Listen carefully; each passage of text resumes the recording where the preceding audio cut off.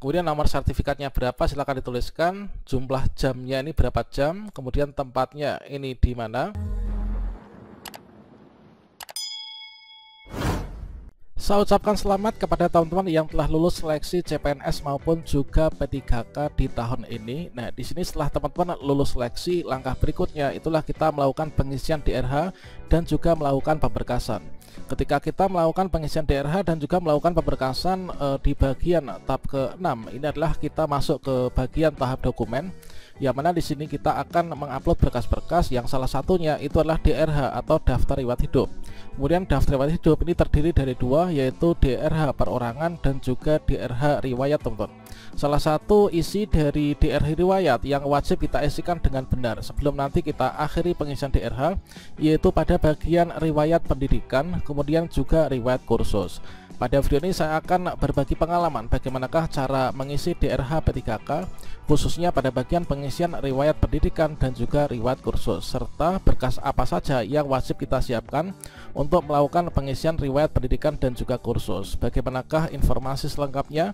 Silakan simak video ini sampai selesai. Namun sebelum kita lanjutkan, perlu saya ingatkan, bagi teman-teman yang mungkin baru saja menemukan channel ini, silakan klik tombol subscribe-nya dan aktifkan notifikasi loncengnya, sehingga nanti jika ada update video terbaru, kalian tidak akan ketinggalan informasi. Untuk langkah pertama yaitu kita login dulu ke akun kita masing-masing, akun SSCASN. Nah, di sini kita bisa ketikkan sscsnbkn.go.id, kemudian kita klik enter. Nah, selanjutnya di sini kita login ya, yaitu kita pilih SSCASN, kemudian kita pilih yang masuk, teman-teman. Kemudian kita bisa klik OK. Dan berikutnya di sini kita pada halaman login SSCASN. Berikutnya kita isikan yaitu nick dan juga passwordnya. Setelah kita memasukkan nick dan juga passwordnya, berikutnya di sini kita klik masuk ya. Oke, kita langsung sampai pada menu resume pendaftaran ya. Nah, di bagian resume pendaftaran, maka di sini kita scroll ke bawah untuk mendapatkan link pengisian DRH dan juga pemberkasannya. Oke, di sini kita sudah mendapatkan link untuk pengisian DRH. Nah, di sini kita pastikan bahwa kita ini membaca dulu ya untuk buku petunjuk atau buku panduannya. Nah, di sini kalau misalkan teman-teman belum mengunduhnya, maka silahkan teman-teman klik di sini untuk mengunduh buku pengisian DRH. Nah, setelah diunduh nanti dipelajari.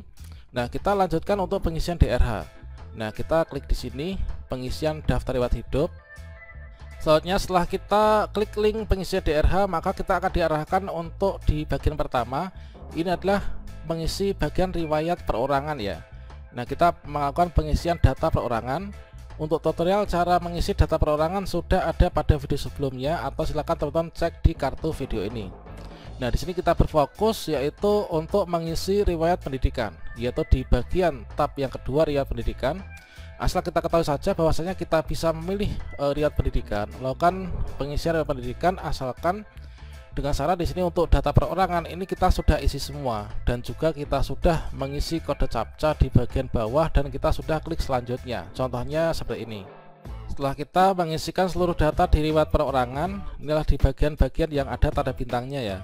Maka berikutnya di sini untuk bisa melanjutkan pengisian riwayat pendidikan, ini kita klik sini, klik selanjutnya. Dan untuk pada bagian yang kedua yaitu di riwayat pendidikan, ini adalah berbeda dengan di pengisian DRH di tahun 2021 kemarin ya. Bedanya apa? Untuk riwayat pendidikan ini memang di bagian pendidikan ini keseluruhan, yaitu mulai dari ijazah SD sampai dengan S1 ini kita sudah mengisikan dulu ketika melakukan pendaftaran di SSCASN.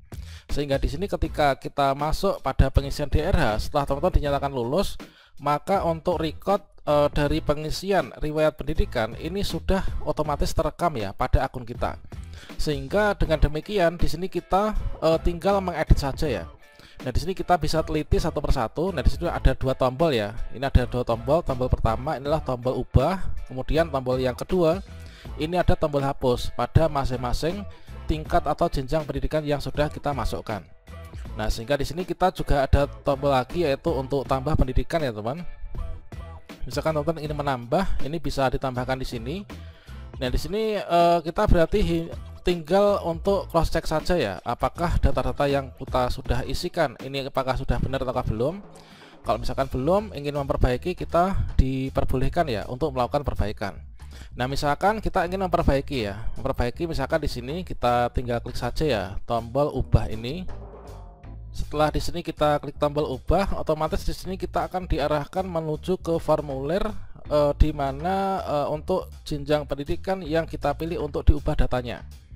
Nah, di sini ini adalah untuk sekolah dasar misalkan. Nah, kemudian untuk jurusannya apa? Apakah sekolah dasar biasa ataukah di madrasah misalkan. Kemudian nama sekolahnya apa, kita cek kembali ya. Kemudian akreditasinya, kalau misalkan di sini nggak ada kan kita beri tanda strip ya teman-teman. Kemudian untuk tempatnya ini di mana? Ini levelnya kabupaten ya. Nah, ini nama kota atau negara.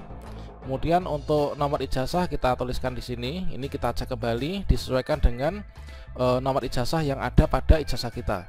Kemudian tanggal ijazah juga demikian. Kemudian nama pejabat penandatangan ijazah ini adalah bukan kepala sekolah ya, tapi namanya, berarti nama kepala sekolah yang bertanda tangan di ijazah kita itu namanya siapa, kita tuliskan di sini. Nah, kemudian di sini terkait tentang ijazah ya. Nah, di bagian riwayat pendidikan ini kan kita mengisikan data-data sesuai dengan ijazah yang kita miliki.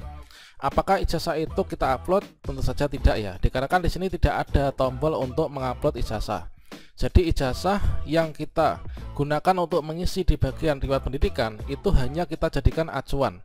Kita ambil datanya untuk dimasukkan, diinputkan pada formulir yang disediakan ini. Jadi tidak ada ijazah yang diupload ya. Nanti yang diupload itu hanya ijazah S1, itu pun nanti diupload pada bagian tab yang ke-6, yaitu tab diunggah dokumen.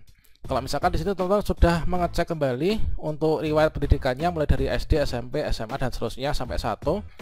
Jika sudah sesuai, kalian silakan klik saja simpan. Kalau misalkan di sini dipastikan semua data udah benar, maka kita bisa klik simpan ataupun juga bisa klik batal ya. Dan berikutnya di bagian selanjutnya, setelah kita mengisikan data pendidikan kita, riwayat pendidikan mulai dari SD sampai dengan S1 atau mungkin sampai seterusnya, maka di sini bagian kedua yang kita isikan ini adalah di sini ada yaitu kursus atau latihan di dalam dan juga luar negeri. Kalau misalkan teman-teman di sini memiliki riwayat kursus, ini bisa ditambahkan dengan cara klik di sini tambah ya. Nah, kemudian di sini teman-teman masukkan yaitu untuk nama kursusnya itu apa. Nah, misalkan seperti itu. Teman-teman masukkan yaitu nama kursus atau pelatihan yang pernah diikuti apa. Ini disesuaikan dengan sertifikat yang didapatkan ya. Nah, kemudian setelah itu dipilih instansi pemerintah penyelenggaranya.